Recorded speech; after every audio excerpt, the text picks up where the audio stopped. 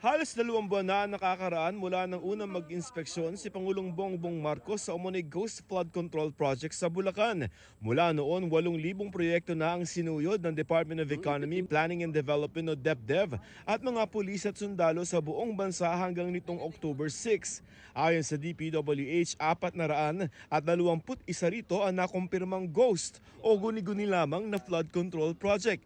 Karamihan sa mga ito nasa Luzon pero meron ding nasa Visayas at Mindanao.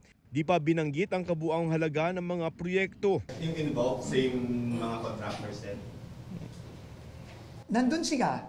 Nandun, sa top 15, sir. Kasama sila doon. Pero meron din iba kasi madami yan eh.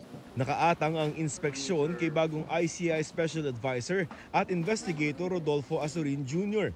Aminado si Asurin, kahit isang proyekto ang kanilang mapuntahan kada araw, aabutin pa rin sila ng mahigit 1 taon sa pag-iinspeksyon. Hindi naman lahat ay pupuntahan natin yon. Ibig sabihin is i-divide namin yung mga mag-i-inspect doon at magpa-validate. Madaling i-establish yung liability and accountability kapag ghost project. Kasi ghost nga. No? Wala nang, hindi na mahaba yung yung case build-up nun.